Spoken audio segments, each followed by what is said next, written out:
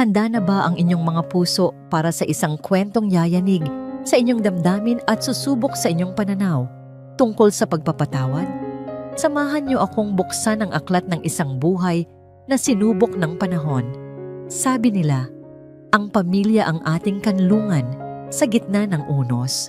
Pero paano kung ang mismong kanlungan na inaasahan mong magliligtas sa'yo, ang siya palang magtutulak sa'yo sa pinakamalalim na bangin ng pag-iisa? Halina't pakinggan natin ang kwento ni Sinag at ang kanyang paglalakbay sa dilim upang mahanap ang sarili niyang liwanag.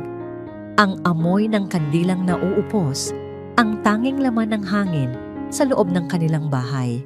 Hindi amoy ng masarap na pagkain, hindi rin amoy ng bulaklak. Para sa 10 taong gulang na si Sinag, ang amoy na yon ay amoy ng kalungkutan. 1 taon na mula nang kinuha ng langit ang kanyang mga magulang. At ang gabing ito, ang unang anibersaryo ng kanilang pagkawala, ay mas malamig pa kaysa sa malakas na ulan na humahagupit sa kanilang bubungan.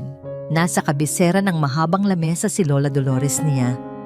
Ang kanyang mukha ay kasing tigas ng lumang kahoy na nara. Walang mababakas na emosyon. Sa bawat subo ni Sinag ng kanin at kaunting pritong isda, nararamdaman niya ang titig nitong tumatagos hanggang sa kanyang kaluluwa. Tapos na ang rosaryo kanina. Ang mga bisita, mga tiyahin at tiyuhin na minsan lang niyang makita, ay nagsiuwian na rin. Silang dalawa na lang ang natira sa katahimikan. Sinag, basag ni Lola Dolores sa katahimikan. Ang boses nito'y walang bahid ng lambing. May kailangan kang malaman. Itinigil ni Sinag ang kanyang pagkain at tumingin sa kanyang lola. May munting pag-asang sumisilip sa kanyang puso. Baka yayakapin siya nito. Baka sasabihin nitong huwag siyang mag-alala na nandito lang ito para sa kanya. Ngunit ang pag-asang yun ay agad naglaho nang may isang makapal na folder ng mga dokumento na pabalibag nitong inilapag sa lamesa. Kumalansing ang mga kubyertos. Ano po yan, Lola? Tanong niya. Ang boses ay halos pabulong. Mga utang. Maikli at madiin na sagot ng matanda. Mga utang ng mga magulang mo.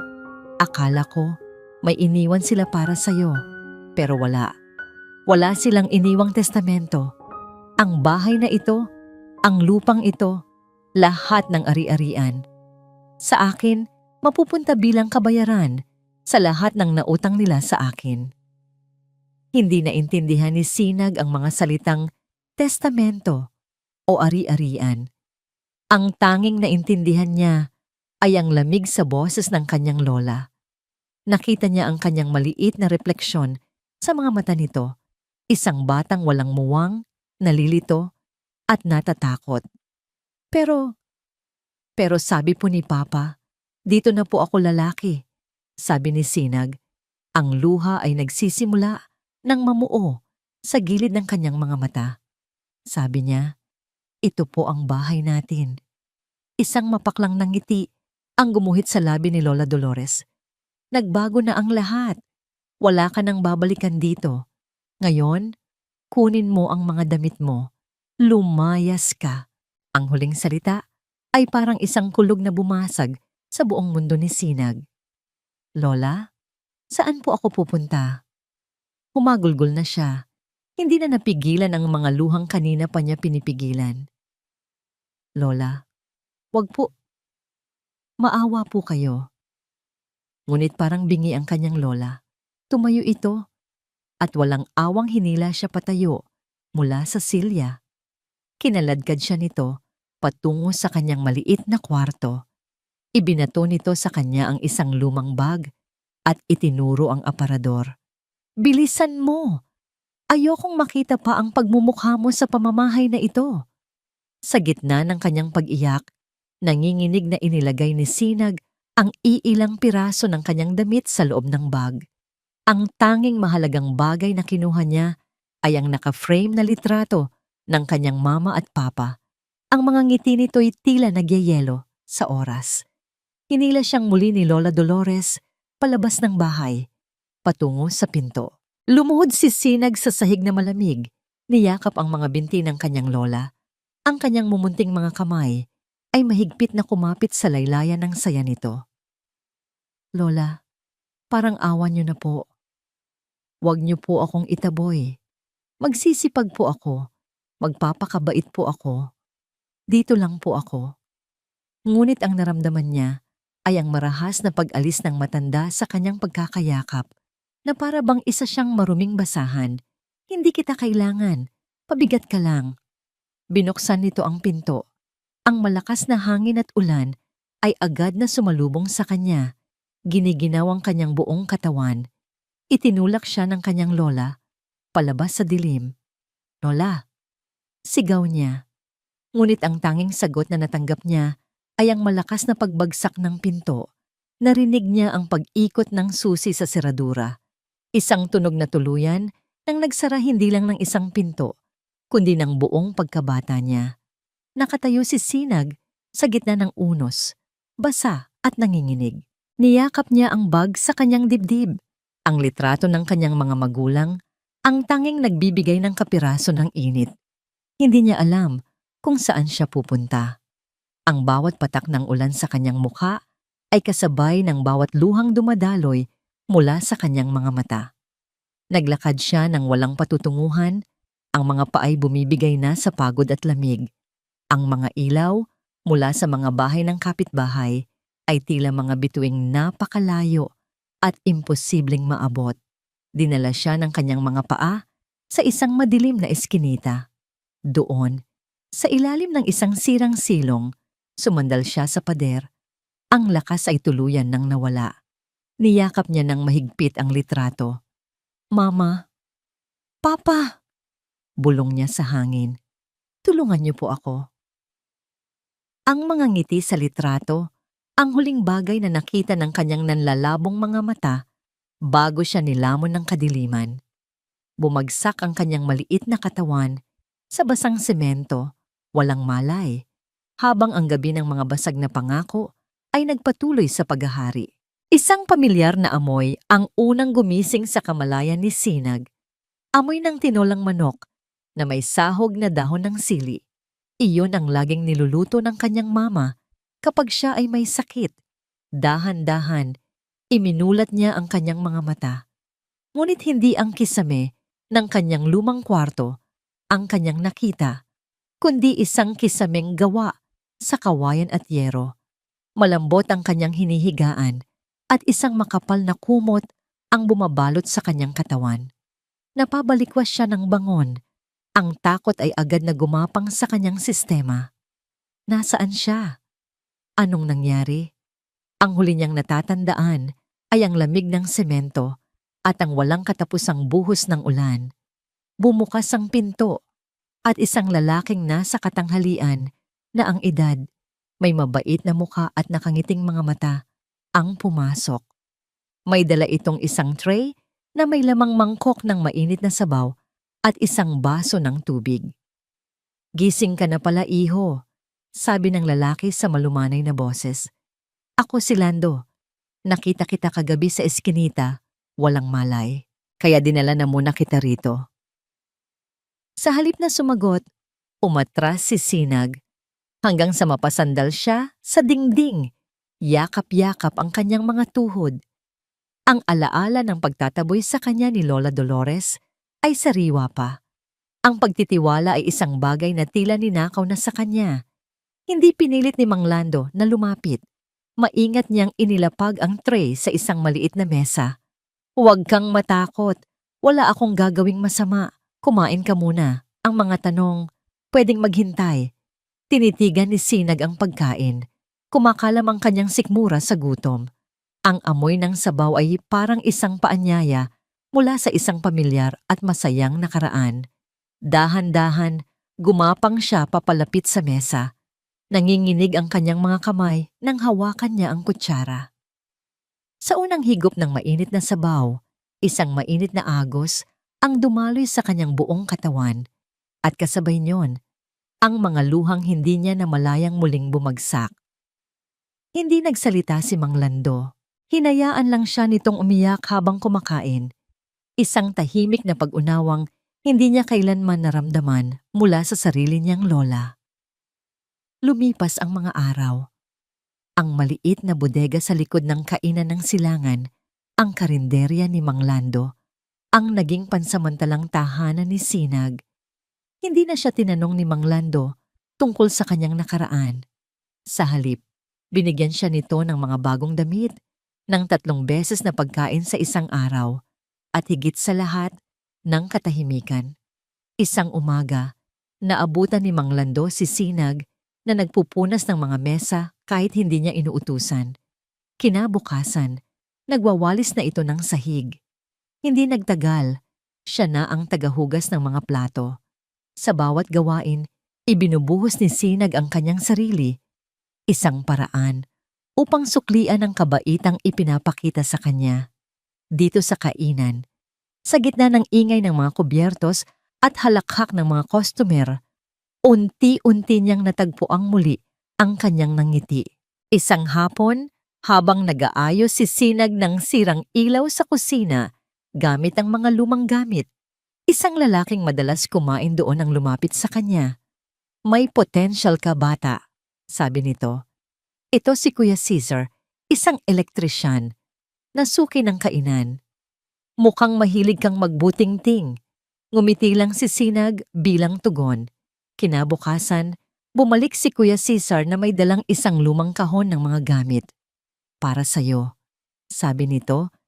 Iniabot ang toolbox. "Mga luma kong gamit. Kung gusto mo, tuwing Sabado, pwede kitang isama sa mga trabaho ko para matuto ka ng isang propesyon na walang sino man ang makakabawi sa'yo." Namilog ang mga mata ni Sinag. Hinawakan niya ang mga distornilyador, ang plies, ang mga metro. Para sa kanya, hindi lang yon mga bakal, iyon ay isang pangako, isang pagkakataon. Tumingala siya kay Kuya Cesar, pagkatapos ay kay Mang Lando na nakangiting nanonood mula sa malayo. Sa kauna-unahang pagkakataon, sa loob ng mahabang panahon, naramdaman ni Sinag na hindi siya nag-iisa. Isang mainit na damdamin ang gumapang sa kanyang dibdib. Isang bagay na halos nakalimutan na niya kung ano ang tawag, pasasalamat. Lumipas ang mga taon. Ang mga kalyo sa kamay ni Sinag ay dumami, katibayan ng kanyang walang sawang pagsisikap. Ang maliit na batang itinataboy sa gitna ng ulan ay isa ng binatang matikas at bihasa sa kanyang larangan. Sa tulong ni Mang Lando at sa paggabay ni Kuya Cesar, nakapag-ipon siya at nakapagsimula ng sarili niyang maliit na negosyo sa lungsod ng Pag-asa. Ngunit kahit gaano pa karaming tagumpay ang kanyang makamit, may isang anino sa kanyang puso na hindi kailanman nawala. Isang gabi, pagkatapos ng isang mahabang araw ng trabaho, tumayo siya sa bintana ng kanyang maliit na opisina. Tumingin siya sa malayong direksyon. Sa direksyon ng baryo, mahinahon. Ang mukha ni Lola Dolores at ang tunog ng isinarang pinto ay malinaw pa rin sa kanyang isipan. Ang sakit ay naroon pa, ngunit hindi na ito takot ng isang bata. Ito'y naging isang malamig at matigas na bakal ng determinasyon. Ipinikit niya ang kanyang mga mata at bumulong sa hangin, isang pangako sa kanyang sarili at sa alaala ng kanyang mga magulang. "Babalik ako." Ang Sinag Electrical and Construction Services ay hindi isang malaking kumpanya. Ang opisina nito ay sapat lang para sa isang mesa, 2 silya at isang cabinet na puno ng mga plano at resibo. Ngunit para kay Sinag, ang maliit na espasyong yon ang kanyang palasyo. Ang bawat tornilyo sa pader, bawat metro ng kawad na nakarolyo sa bodega ay simbolo ng pawis, dugo, at mga gabing walang tulog. Sa salamin ng bintana, nakikita niya ang kanyang refleksyon. Hindi na ang payat at takot na bata, kundi isang lalaking hinubog ng hirap, may matigas na panga, at mga matang nakakita na ng higit pa sa kayang dalhin ng kanyang edad. Matapos ang 15 taon, sapat na ang kanyang naipon, sapat na ang kanyang lakas. Panahon na. Ang amoy ng pamilyar na tinola ang sumalubong sa kanya pagpasok niya sa kainan ng silangan. Nakaupo sa kanilang pwesto, Si Mang Lando at Kuya Cesar tila naghihintay. Ang dalawang lalaking ito, ang isa'y nagbigay sa kanya ng tahanan, ang isa'y nagbigay sa kanya ng kinabukasan, ang tanging pamilyang kinilala niya. Umupo siya sa tapat nila. Isang malalim na buntong hininga ang pinakawalan. "Aalis ka na nga," sabi ni Mang Lando. Hindi iyon tanong, kundi isang pahayag na may bahid ng lungkot. Tumango si Sinag. "Kailangan ko pong tapusin ang nasimulan, Taylando." Iyon na ang tawag niya rito sa paglipas ng mga taon. "Anak," wika ni Kuya Cesar, ipinatong ang magaspang nitong kamay sa balikat niya. "Ang paghihiganti ay parang lason na iniinom mo sa pag-asang mamamatay ang ibang tao. Sigurado ka ba dyan? Ang ganda na ng buhay mo rito." Tumingin si Sinag sa dalawang mukhang nagpakita sa kanya ng kalinga. "Hindi po ito paghihiganti," mahina niyang sagot. Ngunit may diin sa bawat salita. "Gusto ko lang pong makita. Gusto kong makita kung ang hustisya ay totoo. Hindi ko po kailangan ng pera o ang bahay. Ang kailangan ko lang ay makita siyang pinagbabayaran ang ginawa niya sa amin ng mga magulang ko." Nakita ni Mang Lando ang apoy sa mga mata ni Sinag. Isang apoy na hindi kayang patayin ng anumang pangaral. Bumuntong hininga ito at tumango. "Mag-iingat ka, anak. Tandaan mo, anumang mangyari, may babalikan ka ritong tahanan." Ang mga salitang iyon ang tanging basbas na kailangan ni Sinag. Ang paglalakbay pabalik sa Baryo Mahinahon ay isang paglalakbay pabalik sa nakaraan. Habang ang kanyang pickup truck ay papalayo sa lungsod ng Pag-asa, ang mga matatayog na gusali ay napalitan ng malalawak na bukirin. Ang bawat kilometrong tinatakbo ng sasakyan ay tila nagbubura sa 15 taon na lumipas. Bumalik ang lahat. Ang amoy ng basang lupa, ang tunog ng mga kuliglig, at ang mga alaala, mga multong matagal na niyang ibinaon, ngunit ngayoy muling nagpaparamdam. Naalala niya ang tawa ng kanyang ama habang tinuturuan siyang magpalipad ng saranggola, ang haplos ng kanyang ina sa kanyang buhok, at pagkatapos, ang anino. Ang malamig na titig ni Lola Dolores, ang bigat ng pinto nang ito'y isinara, ang lamig ng ulan, napahigpit ang kapit ni Sinag sa manibela, ang mga ugat sa kanyang braso ay lumitaw. Ang pag-asa na makita itong nagdurusa ang tanging gasolinang nagpapatakbo sa kanyang puso sa loob ng maraming taon. Iniisip niya ang itsura ng bahay ngayon. Siguradong mas lalo pa itong pinaganda. Ipinagyayabang ang kayamanang ninakaw mula sa kanya. Marahil ay may bagong kotse si Anton sa garahe. Marahil ay puno ng katulong ang bahay. Ang mga larawang iyon ang nagpatindi sa kanyang determinasyon. Sa wakas, narating niya ang arko na may nakasulat na "Maligayang pagdating sa Baryo Mahinahon." Walang nagbago. Ang mga lumang bahay, ang maliit na kapilya, ang mga batang naglalaro sa kalsada. Ngunit para sa kanya, ang lugar na ito ay isang libingan ng mga pangarap. Dahan-dahan niyang itinatakbo ang sasakyan sa kanilang kalye. Kabisado pa niya ang bawat lubak, ang bawat puno ng mangga. At doon, sa dulo ng kalsada, nakatayo ang kanilang bahay. Ang puso niya ay nagsimulang tumibok ng malakas, isang halo ng kaba at pananabik sa matagal nang hinintay na pagtutuos. Ngunit nang tuluyan ng huminto ang sasakyan, sa tapat ng gate, ang lahat ng inasahan ni Sinag ay gumuho. Ang bahay na nasa kanyang isipan, isang malaki at malinis na istruktura, ay isang ilusyon lamang. Ang nasa harap niya ngayon ay anino ng dati nitong karangyaan. Ang pintura sa mga pader ay tuklap-tuklap na. Nilulumot at binabakbak ng panahon. Ang hardin na dating alaga ng kanyang ina ay isa ng gubat ng matataas na talahib. May basag sa isang bintana sa itaas, tinakpan lang ng lumang karton. Ang gate na bakal ay kinakalawang na at bahagyang nakabukas. Tila pagod ng magbantay. Ang buong paligid ay nababalot sa isang aura ng kalungkutan at pagpapabaya. Napatulala si Sinag. Hindi ito ang kanyang inaasahan. Hindi ito ang eksenang paulit-ulit niyang binuo sa kanyang isipan sa loob ng 15 taon. Saan ang karangyaan? Saan ang ipinagmamalaking tagumpay? Ang nakikita niya lang ay pagkabulok, pagkawasak. Ito ba ang hustisya? O isang panibagong palaisipan na hindi niya maintindihan? Bumaba si Sinag mula sa kanyang sasakyan. Ang bawat hakbang ay mabigat. Tila hinihila siya pababa ng lupa ng kanyang nakaraan. Ang kalawangin na gate ay nagbigay ng isang matinis na tunog ng kanyang itulak, isang tunog ng pagtangis mula sa napabayaang bakal. Pumasok siya sa bakuran kung saan ang mga talahib ay halos kasing taas na niya.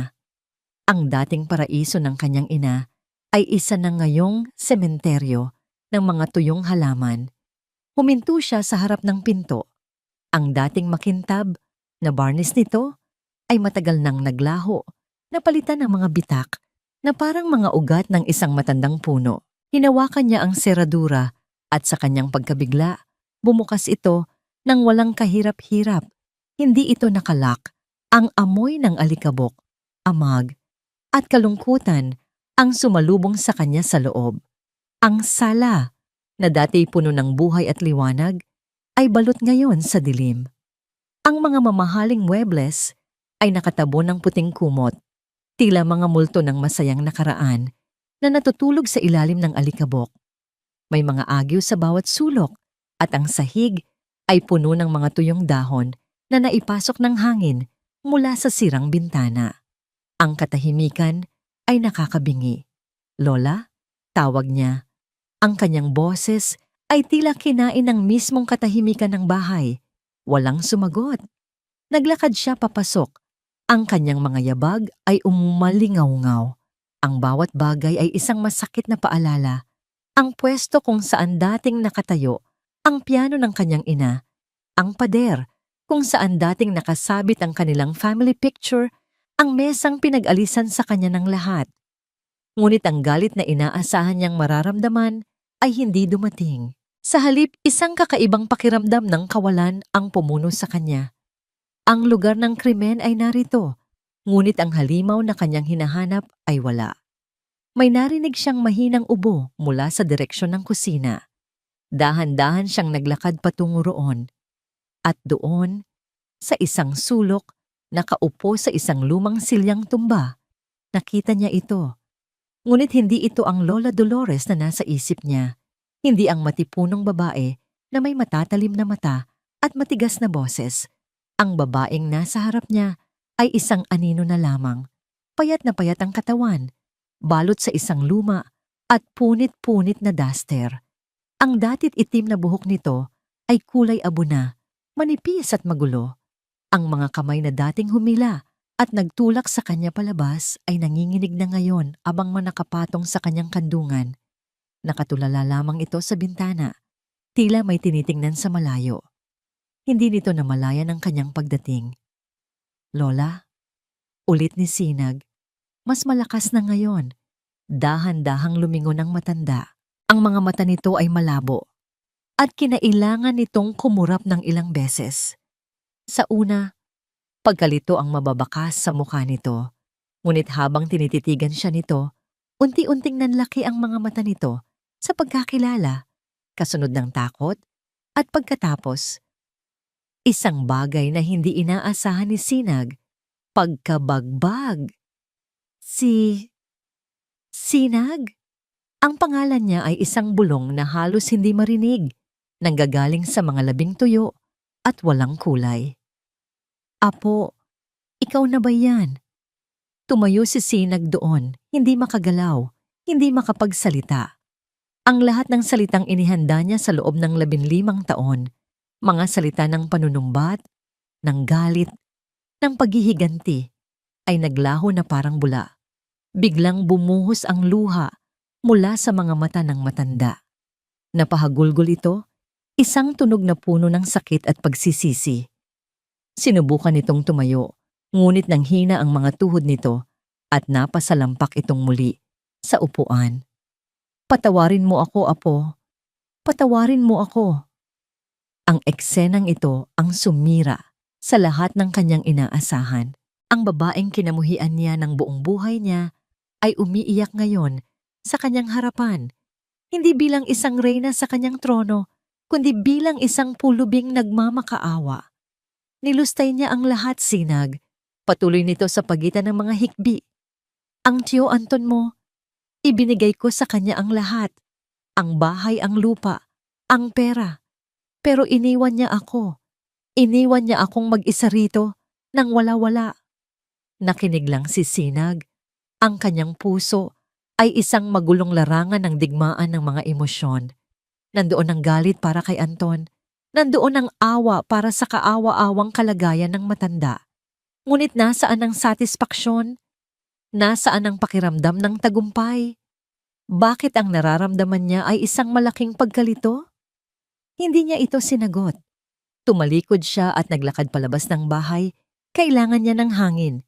Kailangan niyang mag-isip. Nang makalabas siya sa gate, isang matandang babae na nagwawalis sa kabilang kalsada ang napahinto at tinitigan siya. Sinag, ikaw na ba yan, iho? Tanong ng babae. Si Aling Flora, ang kanilang kapitbahay noon. Tumangulang si Sinag. Maingat na lumapit ang matanda. Tila may ibubulong. Nakita kong pumasok ka. Nagbalik ka na pala. Huwag kang maniniwala sa lahat ng maririnig mo sa loob ng bahay na yan. Napakunot ang noo ni Sinag. Ano po ang ibig niyong sabihin? Ibinaba ni Aling Flora ang kanyang boses. Ang kwento ay mas malalim kaysa sa pag-abandona lamang ng anak sa kanyang ina. Nakita ko, iho. Nakita ko ang mga sobrang itinatago niya noon. Moi chuyen kong donjan yu bata ke daw. Kaunen timhiu benyang latu tunganhang. Pagkasabi niyon, mabilis na tumalikod si Aling Flora at pumasok sa kanyang bakuran. Iniwan si Sinag na nakatayo sa kalsada. Mas lalo pang gulong-gulo kaysa kanina. Tumingin siyang muli sa madilim at sira-sirang bahay. Ang bigat na kanina'y nararamdaman niya ay napalitan ng isang bagong tanong. Isang misteryong kailangan niyang malaman ang kasagutan. Ang mga salita ni Aling Flora ay umalingaw-ngaw sa isipan ni Sinag na parang sirang plaka. Moi chuyen kong donjan. Magasulat mula sa bangko. Hindi siya makatulog. Ang imahe ng kanyang lola na umiiyak at ang misteryosong babala ng kanilang kapitbahay ay nag-uumpugan sa kanyang isip. Hindi na ito simpleng kwento ng isang apo na nagbalik para sa pagtutuos. May isang mas malalim, mas madilim na sikreto na nakatago sa nabubulok na bahay na ito at hindi siya matatahimik hanggat hindi niya ito nahuhukay. Naghintay siya. Naghintay siya hanggang ang araw ay tuluyang lumubog at ang gabi ay kumalat na parang itim na tinta sa kalangitan. Mula sa kanyang sasakyan na nakaparada sa di kalayuan, pinanood niya ang bahay. Walang ilaw na bumukas.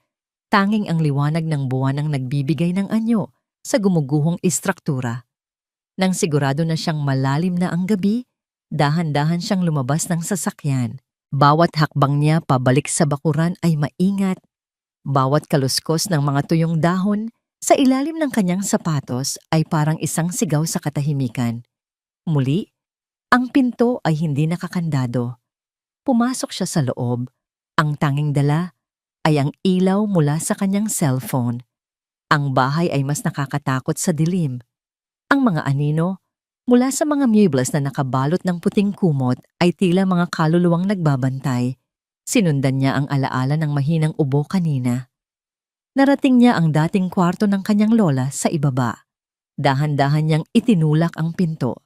Isang manipis na sinag ng liwanag ng buwan mula sa bintana ang nagbigay liwanag sa silid. Doon, sa isang lumang kama, nakahiga si Lola Dolores, mahimbing na natutulog. Ngunit hindi ito isang payapang pagkakatulog. Ang kanyang mukha ay puno ng lumbay at may mga pabulong na salitang kumakawala sa kanyang mga labi. Mga pangalan. Ang pangalan ng kanyang anak, ang ama ni Sinag, at ang pangalan ni Anton. Nag-umpisa si Sinag na maghanap. Tiningnan niya ang ibabaw ng tokador, ang loob ng mga drawer. Puro alikabok at mga lumang gamit na walang kwenta.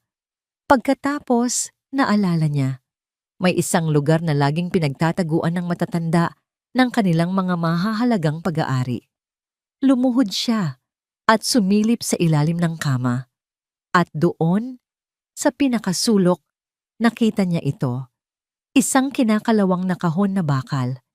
Maingat niya itong hinila palabas. Mahigpit itong nakasara. Gamit ang isang pira-pirasong alambre na nakuha niya sa sahig, kinutingting niya ang seradura hanggang sa marinig niya ang isang mahinang click. Bumukas ito.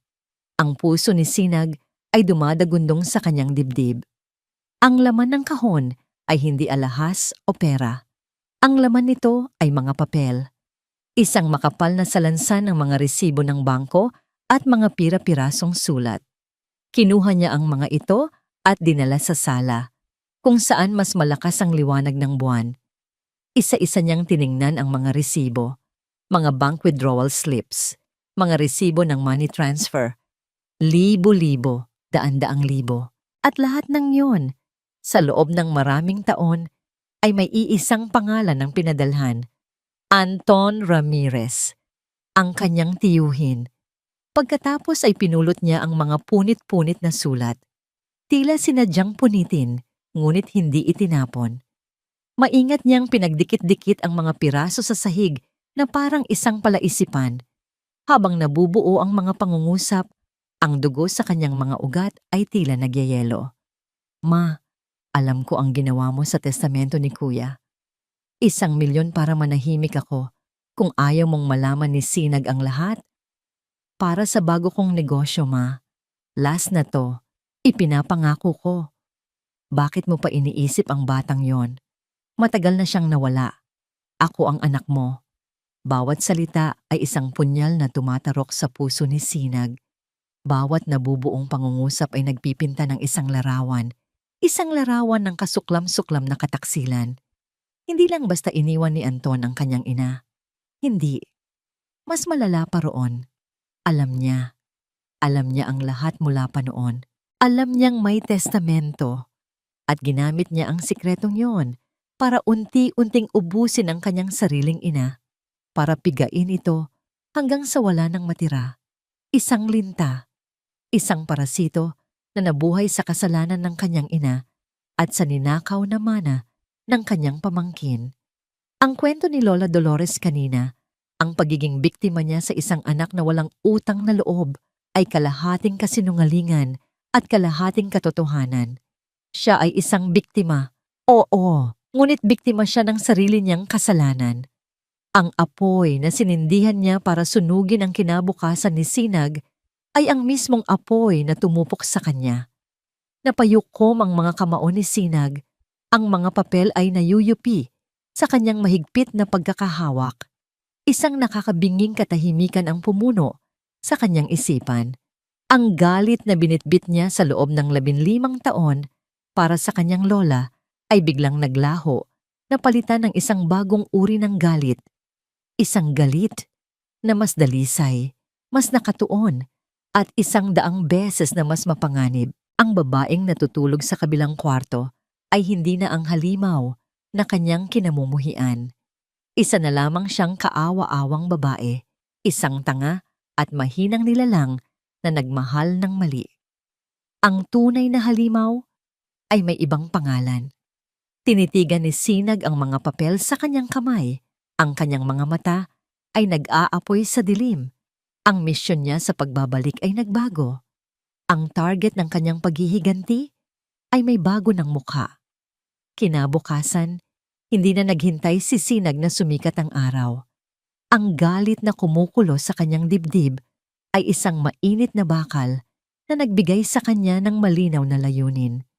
Maingat niyang inilagay ang mga resibo at sulat sa isang sobre. Isinilid ito sa loob ng kanyang jacket at nagmaneho papalabas ng baryo Mahinahon. Ang destinasyon niya, ang address, na paulit-ulit na nakasulat sa mga resibo ng bangko. Isang subdibisyong para sa mayayaman sa Karatig Lungsod. Madali niyang nahanap ang lugar. Mga mansyon na naglalakihan Mga kotseng nagkikintaban, ang kabaligtaran ng nabubulok na bahay sa baryo mahinahon. Ang bawat poste ng ilaw sa kalye ay tila isang pangungutya sa ninakaw na mana. Huminto siya sa tapat ng isang modernong bahay na may mataas na pader at salaming bintana. Ito ang pugad ng ahas. Nag-doorbell siya. Isang kasambahay ang nagbukas ng gate. "Sino po sila?" tanong nito. "May appointment ako kay Mr. Anton Ramirez." Malamig na sagot ni Sinag, gamit ang autoridad sa kanyang boses na natutunan niya sa pakikipag-usap sa mga kliyente tungkol sa isang family investment. Pinapasok siya ng kasambahay sa isang opisina na mas malaki pa sa buong sala ng kainan ng silangan. Malamig ang hangin mula sa aircon. Lahat ng gamit ay mamahalin, mula sa leather na sofa hanggang sa malaking painting sa pader. At doon, sa likod ng isang makintab na mesa na gawa sa mahogany, nakaupo si Anton.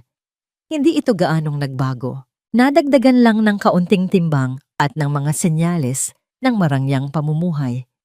Nakasuot ito ng mamahaling polo shirt. May gintong relo sa pulsuhan.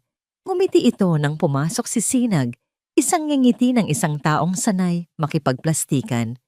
"Good morning! How can I help you?" tanong ni Anton. Hindi pa siya nakikilala. Hindi sumagot si Sinag. Dahan-dahan siyang lumapit sa mesa, inilabas ang sobre mula sa kanyang jacket at ikinalat ang laman nito sa ibabaw ng makintab na mesa. Ang mga resibo, ang mga withdrawal slip, ang mga punit-punit na sulat. Ang ngiti sa mukha ni Anton ay unti-unting naglaho habang tinitingnan niya ang mga papel. Ang kanyang mukha ay namutla. Tumingala siya kay Sinag at sa wakas, pagkatapos ng 15 taon, ang pagkakilala ay sumilay sa kanyang mga mata, kasunod ng gulat at pag-aalala. "Si Sinag?" "Kamusta, Tio Anton?" sabi ni Sinag. Ang bawat salita ay mabigat at puno ng lamig. Agad na tumayo si Anton. Sinubukang bawiin ang kanyang composure. Anong ginagawa mo rito? Saan mo nakuha ang mga yan?" Sinubukan niyang hablutin ang mga papel, ngunit mas mabilis ang kamay ni Sinag. "Sa baul ng mga alaala," sarkastikong sagot ni Sinag. "Alam mo, hinanap kita para sa ibang dahilan. Akala ko, kailangan ko lang makita ang hustisya para sa ginawa ni Lola. Pero nagkamali pala ako. Ang tunay na hustisya, para pala sa'yo." "Wala kang alam sa nangyari," depensa ni Anton. Ang boses ay nagsisimula nang tumaas. "Ginawa ko lang kung ano ang nararapat. Pera yon ng nanay ko. Karapatan ko yon." "Karapatan?" Isang mapaklang tawa ang kumawala sa lalamunan ni Sinag. "Karapatan mong gamitin ang sikreto ng kasalanan niya para unti-unting siyang patayin. Karapatan mong magpasa sa yaman habang ang sarili mong ina ay nabubuhay sa dumi at nagugutom. Anong klase kang anak? Huwag mo akong lekturan tungkol sa pagiging anak." Sigaw ni Anton. Ang kanyang tunay na kulay ay lumalabas na. Wala na ang ngiti, wala na ang pagkukunwari. "Bakit? Dahil ba naawa ka sa kanya ngayon? Siya ang may kasalanan ng lahat ng ito. Siya ang nagnakaw ng mana mo, hindi ako. Kung naging matalino lang siya, hindi sana mangyayari ito."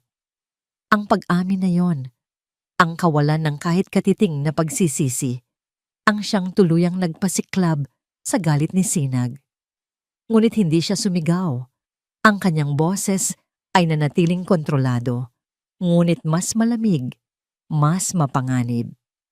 "Tama ka. Siya ang nagsimula ng apoy. Pero ikaw ang nagbuhos ng gasolina. Tio, ikaw ang sumayaw habang nasusunog ang lahat. Pinanood mo siyang magdusa. Bawat sentimong kinikikil mo sa kanya ay isang pako sa kanyang kabaong. At para saan? Para dito?" Ikinumpas ni Sinag ang kanyang kamay sa paligid ng marangyang opisina.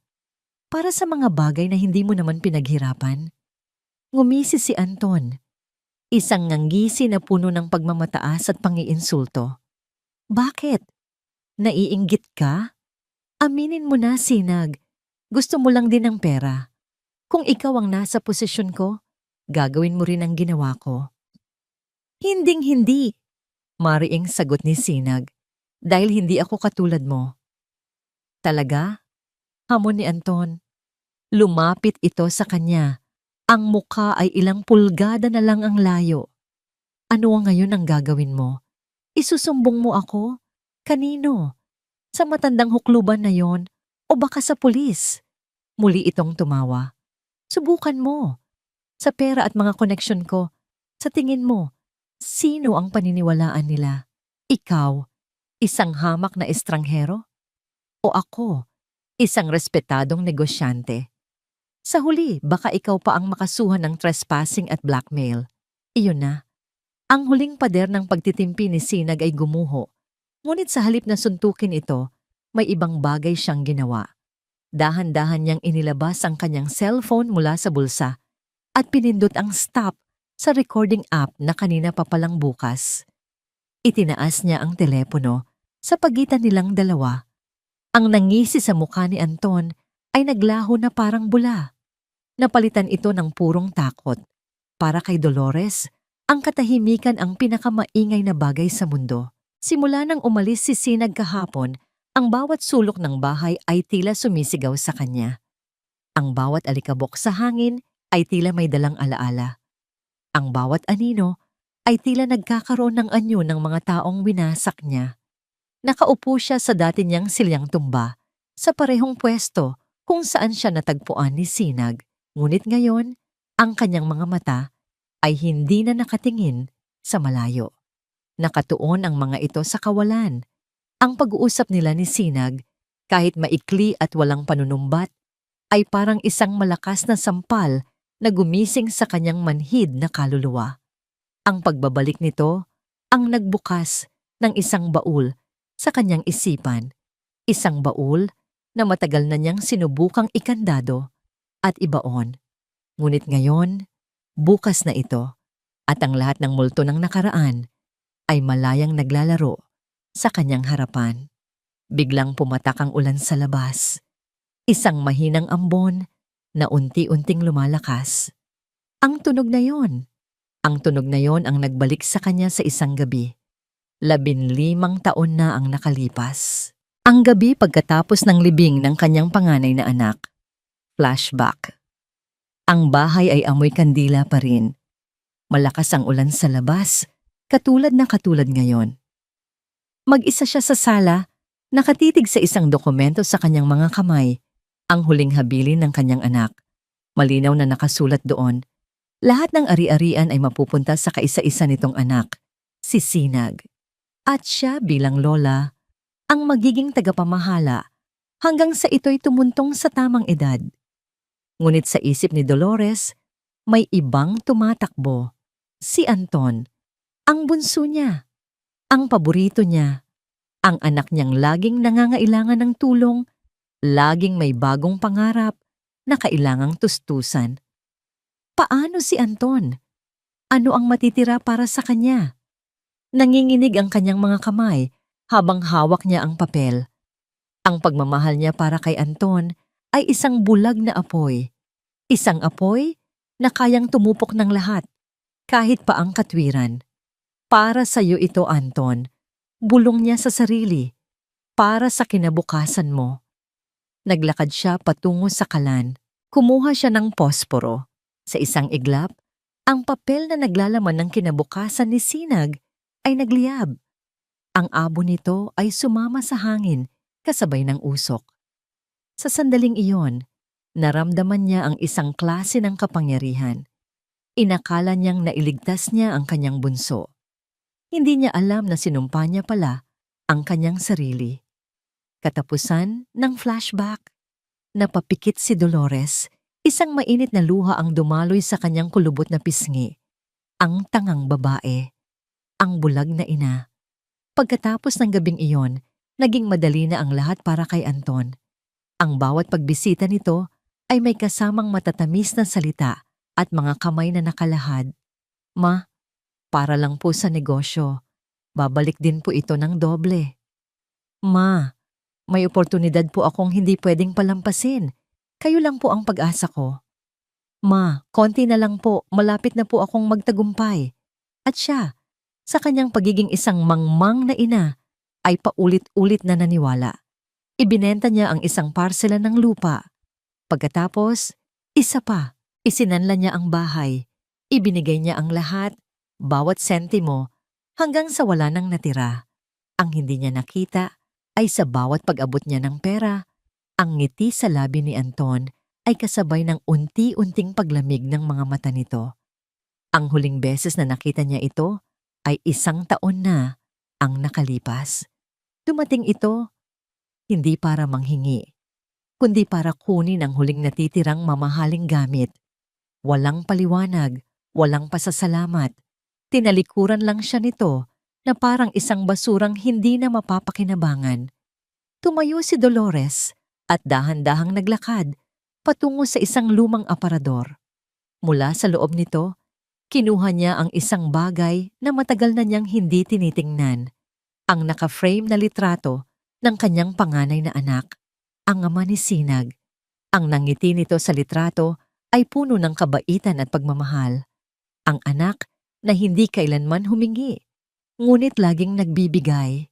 Ang anak na isinakripisyo niya para sa isang ahas, niyakap niya ang litrato.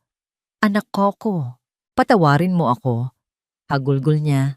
Ang kanyang katawan ay nanginginig sa tindi ng pagsisisi. Patawarin mo ang hangal mong ina. Nagkamali ako ng pinili. Patawad. Dito, sa gitna ng pagkawasak na siya mismo ang may gawa, naunawaan ni Dolores ang tunay na halaga ng kayamanan. Hindi ito ang pera, hindi ang lupa, hindi ang bahay. Ang tunay na kayamanan ay ang pamilyang winasak niya, ang pagmamahal na ipinagkait niya, ang tiwalang sinunog niya kasama ng isang pirasong papel na wala na sa kanya ang lahat. At sa kaibuturan ng kanyang puso, alam niyang nararapat lang ito sa kanya. Habang yakap niya ang larawan, sa gitna ng kanyang pagtangis, may narinig siyang isang kaluskos mula sa may pinto. Napahinto siya, natahimik, tapos isa pa. Mga yabag, mabibigat na yabag, papalapit. Nabitawan niya ang hawak na litrato. Kumalabog ito sa sahig. Alam niya kung kaninong mga yabag iyon. Ang mga yabag ng kanyang nakaraan, ng kanyang pinakamalaking kasalanan. Ang mga yabag ng kanyang apo. Dumating na siya. At alam ni Dolores, ito na ang oras ng huling paghuhukom. Ang pag-alis sa bahay ni Anton ay nagbigay kay Sinag ng isang kakaibang pakiramdam. Hindi ito tagumpay, hindi rin ito satisfaksyon. Ito ay isang nakabibinging katahimikan sa kanyang kaluluwa. Hawak niya sa kanyang telepono ang sandatang kaya niyang gamitin upang wasakin ang buhay ng kanyang tiyuhin. Ang pag-amin nito, ang kawalan nito ng pagsisisi, lahat ay nakahimlay sa isang audio file. Ito na. Ito na ang hustisyang hinintay niya. Ngunit habang nagmamaneho siya palayo sa Marangyang subdibisyon, pabalik sa baryo Mahinahon, isang pakiramdam ng kabigatan ang dumagan sa kanya.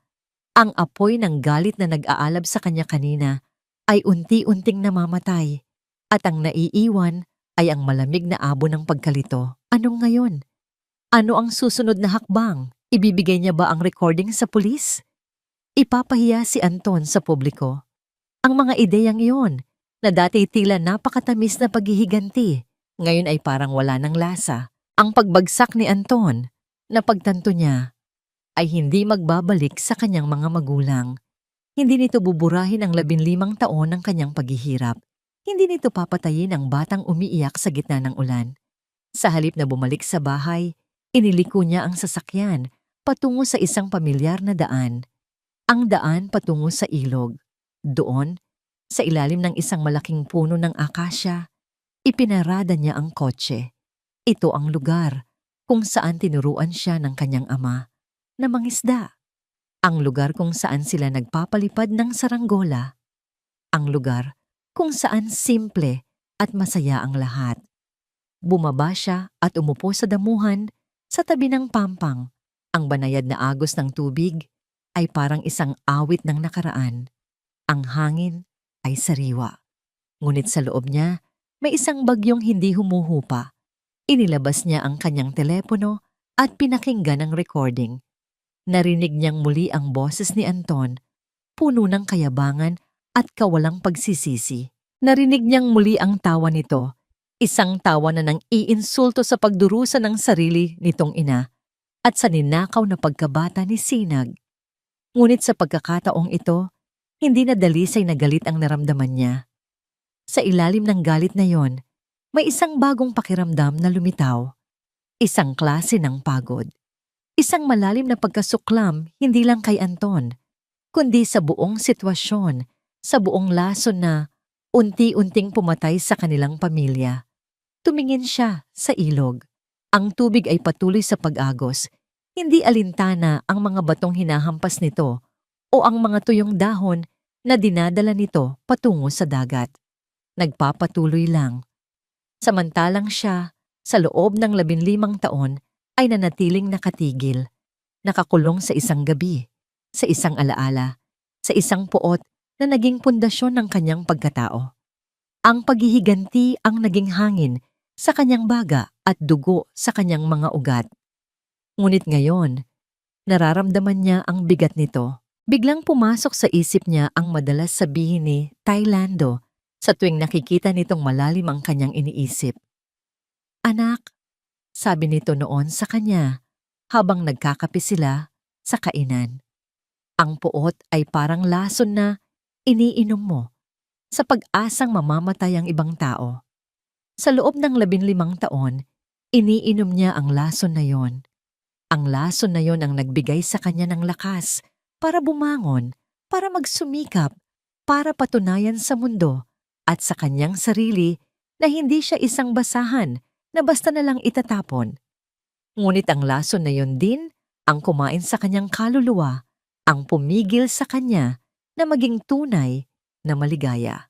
Naging anino siya ng kanyang nakaraan, nakatali sa mga taong sumira sa kanya, ang kanyang lola, ang kanyang tiyuhin.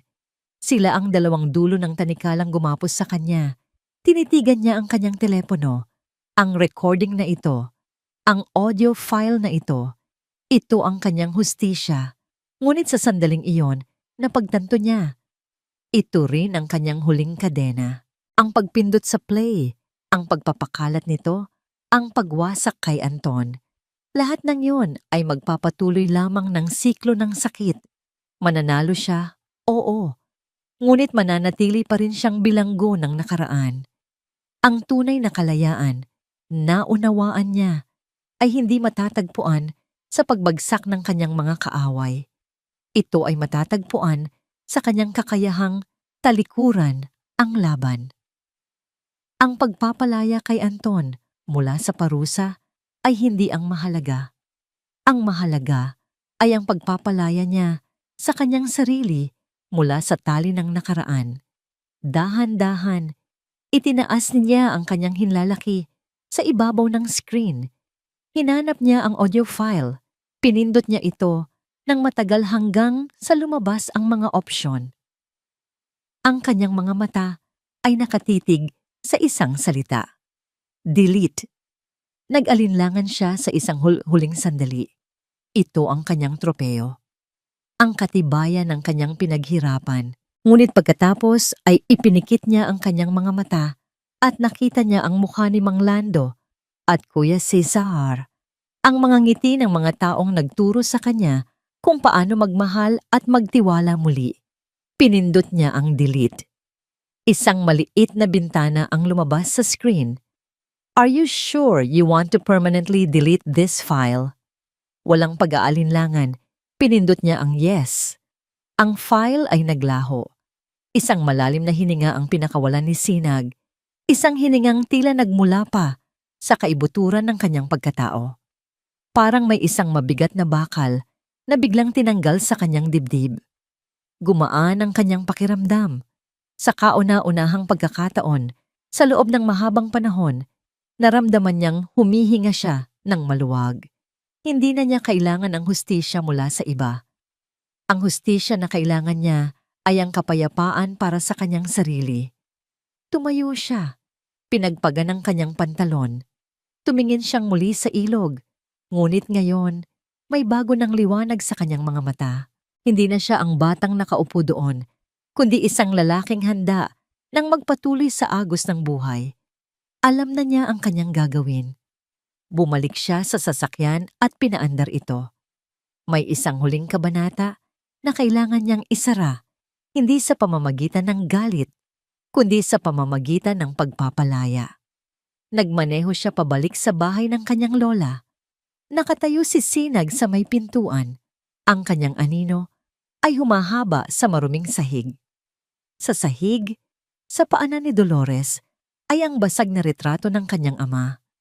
Ang katahimikan sa pagitan nilang dalawa ay mas mabigat kaysa sa bigat ng 15 taon na nagdaan. Si Dolores ang unang gumalaw.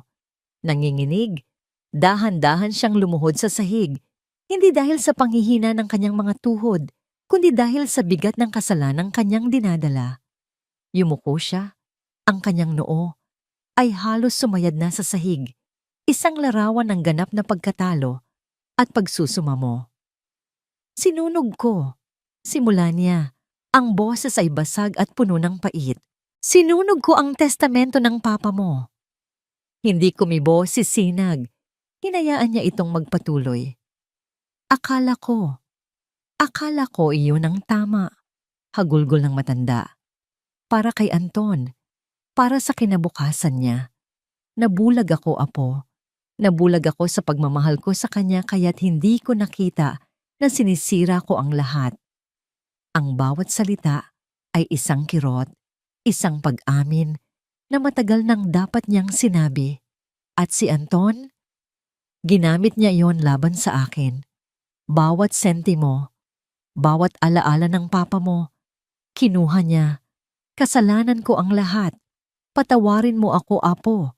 Kahit hindi ako karapat-dapat, parusahan mo na ako. Ang pag-amin na yon, na puno ng desperasyon, ang siyang hinintay ni Sinag sa loob ng kalahati ng kanyang buhay. Ngunit ngayon, na naririnig na niya ito, wala siyang naramdamang galak, wala siyang naramdamang paghihiganti. Ang nakikita lang niya ay isang matandang babae, ginupo ng sarili niyang mga pagkakamali. Isang ina na nagmahal ng sobra at mali. Isang lola na huli na para sa lahat. Tumayo po kayo, lola. Mahinahon niyang sabi. Ang boses niya ay walang galit, walang panunumbat. Tanging isang nakakabinging kapayapaan. Nag-angat ng tingin si Dolores. Ang kanyang mukha ay basang-basa ng luha. Puno ng pagkalito. Hindi ito ang reaksyong inaasahan niya. Ang pinakamabigat na parusa sa inyo ay hindi magmumula sa akin. Patuloy ni Sinag. Matagal niyo nang tinanggap ang parusa ninyo. Ang bawat araw na ginugol ninyo sa bahay na ito ng mag-isa. Ang bawat gabing hindi kayo makatulog. Iyon ang parusa ninyo. Isang parusang kayo mismo ang lumikha. Naglakad siya papalapit at pinulot ang nabasag na retrato ng kanyang ama. Maingat niyang tinanggal ang mga bubog. Nakaharap ko na po si Tio Anton, sabi niya. At sa narinig ay lalong napahagulgol ang matanda. Inamin niya ang lahat. Ang panloloko, ang pangingikil. Nasa akin ang lahat ng ebidensya para sirain siya. Napapikit si Dolores, hinihintay ang kasunod na salita. Ang hatol na alam niyang nararapat para sa kanila. Ngunit ang sinabi ni Sinag, ang siyang tuluyang yumanig sa kanyang mundo. At binura ko na po, sabi nito. Binura ko ang recording, wala na. Hindi makapaniwalang napatingin si Dolores. Bakit? Inilapag ni Sinag ang retrato sa isang mesa. Mula sa kanyang bulsa, may kinuha siyang isang maliit na bagay. Isang susi. Dahan-dahan siyang lumapit sa nakaluhod pa ring matanda at inilahad ang kanyang kamay. Hindi ko po ito ginagawa para sa kanya, sabi ni Sinag. Ang kanyang mga mata ay diretsong nakatingin kay Dolores. At hindi ko rin ito ginagawa para sa inyo. Inilagay niya ang malamig na susi sa nanginginig na palad ng matanda. Kasama nito, ay isang kapirasong papel kung saan nakasulat ang isang address. Nagrenta ako ng isang maliit na kwarto sa isang paupahan malapit sa simbahan. Ligtas doon at may mga mag-aalaga sa inyo. Sapat na ang binayad ko para sa 1 taon. Pagkatapos noon, nasa sa inyo na. Tinitigan ni Dolores ang susi sa kanyang palad. Ito ay isang susi patungo sa isang bagong simula. Ngunit para sa kanya, ito rin ang simbolo ng kanyang huling sentensya, isang buhay na malayo sa lahat ng kanyang winasak. Ang pagpapatawad na ito, sabi ni Sinag, ang kanyang boses ay pinal at puno ng kahulugan. Ay hindi para sa inyo, Lola. Para sa akin ito. Para sa wakas, makalaya na ako sa galit na bumihag sa akin sa loob ng 15 taon. Sa mga salitang yon, naramdaman ni Sinag ang pagkalagot ng huling tanikala na nag-uugnay sa kanya sa masakit na nakaraan. Tumalikod siya. Hindi na siya muling lumingon. Naglakad siya papalabas ng bahay. Bawat hakbang ay mas magaan kaysa sa nauna. Narinig ni Dolores ang pagbukas ng pinto, ang pagpasok ng hangin mula sa labas, at pagkatapos, ang pagsara nito. Naiwan siyang mag-isa sa sahig, yakap ang isang susi at ang bigat ng isang pagsisising habang buhayin niyang dadalhin. Ang katahimikan ay bumalik, ngunit sa pagkakataong ito, hindi na ito maingay. Ito ay isang katahimikang puno ng kawalan at ng isang kapatawarang hindi niya kailanman inakalang matatanggap niya. Ang pagsara ng pinto ng bahay ni Lola Dolores ay isang tunog na nagmarka ng isang katapusan. Ngunit hindi katulad ng pagsara ng pinto 15 taon na ang nakalipas, ang tunog na ito ay hindi nagdala ng sakit o takot. Ito ay nagdala ng katahimikan. Sumakay si Sinag sa kanyang pickup truck. Bago niya ito pinaandar, sumuluyap siya sa huling pagkakataon sa bahay na minsang naging tahanan at naging bilangguan niya. Isa na lamang itong istruktura na gawa sa kahoy at semento. Walang kapangyarihan sa kanya, walang emosyong taglay.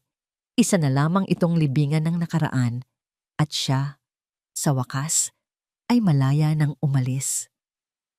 Habang tinatahak niya ang daan papalayo sa baryo mahinahon, naramdaman niya ang unti-unting paggaan ng hangin. Ang mga puno ay tila mas luntian.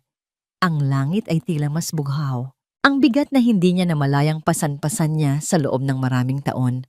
Ang bigat ng galit, ng puot, ng pagnanasang makaganti ay dahan-dahang nawawala. Tila hinahangin palayo.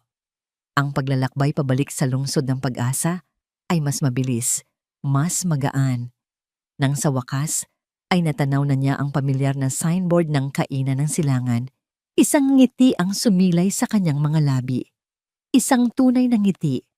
Pagbaba niya ng sasakyan, nandoon na sila, naghihintay sa labas, si Mang Lando at Kuya Cesar. Ang kanilang mga muka ay puno ng pag-aalala. Sinalubong nila siya, hindi ng mga tanong, kundi ng isang mahigpit na yakap. Doon, sa pagitan ng dalawang lalaking kumupkop sa kanya, naramdaman ni Sinag ang init ng isang tunay na pamilya. Tapos na, bulong niya. Pumasok sila sa loob ng kainan. Ipinagtimpla siya ni Mang Lando ng mainit na kape. Umupo sila sa kanilang paboritong pwesto sa sulok. Tinitigan nila si Sinag, naghihintay, nagbibigay sa kanya ng oras. Pinatawad ko na po sila. Simpleng sabi ni Sinag, nakatingin sa kanyang tasa ng kape. Hindi dahil karapat-dapat sila, kundi dahil kailangan ko. Tumingala siya at sinalubong ang mga mata ng dalawang ama. Ginawa ko po para sa sarili ko. Isang ngiti ng pag-unawa at pagmamalaki ang gumuhit sa mukha ni Mang Lando. Tinapik ni Kuya Cesar ang kanyang balikat. Walang maraming salita. Walang mahabang paliwanagan. Sa isang tingin lang, nagkaintindihan na sila. Alam nilang ang binatang nasa harap nila ay buo na. Bago siya tuluyang umalis para bumalik sa kanyang sariling buhay, may isang bagay pa siyang ginawa. Kinuha niya ang kanyang wallet at mula sa isang lihim na sisidlan nito, inilabas niya ang isang luma at kupas ng litrato. Ang nag-iisang litrato ng kanyang mga magulang na nailigtas niya. Ang litratong mahigpit niyang niyakap sa gabing itinaboy siya. Tinitigan niya ang mga nakangiting mukha ng kanyang mama at papa. Sa loob ng maraming taon, ang litratong ito ang kanyang naging lakas at ang kanyang naging sumpa. Ito ang paalala ng pagmamahal na nawala at ng hustisyang kailangan niyang makuha. Ngunit ngayon, habang tinititigan niya ito, wala na ang sakit. Ang nakikita na lang niya ay 2 taong labis na nagmahal sa kanya. At alam niya, kung nasaan man sila ngayon, hindi ang paghihiganti niya ang magpapasaya sa kanila, kundi ang kapayapaan na sa wakas ay natagpuan niya. Hindi niya ito itinapon, hindi niya ito pinunit. Maingat niya itong ibinalik sa kanyang wallet. Hindi na bilang isang mabigat na paalala ng nakaraan, kundi bilang isang matamis na alaala na lamang. Ang sugat ay naghilom na. Ang peklat ay mananatili, hindi bilang simbolo ng sakit, kundi bilang simbolo ng kanyang katatagan. Nagpaalam na siya sa kanyang 2 ama. Habang papalabas ang kanyang sasakyan sa kalsada, ang madilim na langit sa silangan ay nagsisimula ng magkaroon ng kulay. Mga kulay ng kahel, rosas at ginto. Ang bukang liwayway.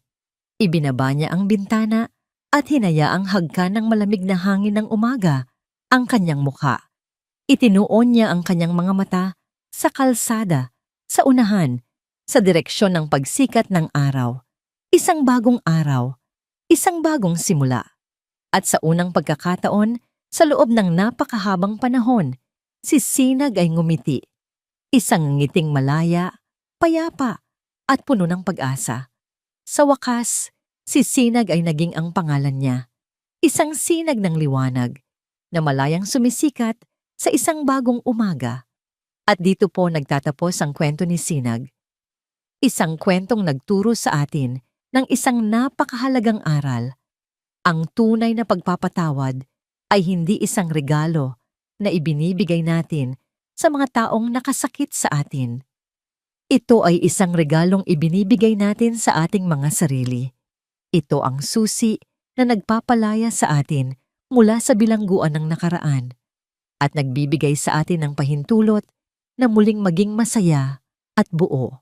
Maraming pong salamat sa inyong walang sawang pagsubaybay sa ating kwento, mga minamahal naming tagapakinig.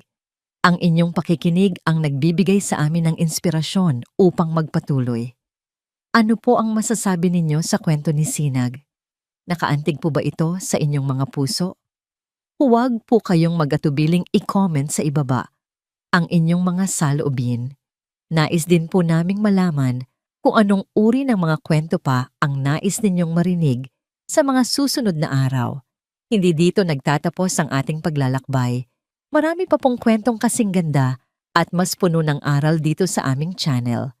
Kung nagustuhan nyo ang kwentong ito, i-like, i-share sa pamilya at mga kaibigan, at mag-subscribe na rin para lagi kayong updated sa mga susunod pa naming kwento. I-click nyo ang notification bell para kayo ang unang makarinig kapag may bago kaming upload. Pagpalain po kayo ng Panginoon, kayo at ang inyong buong pamilya. Hanggang sa muli.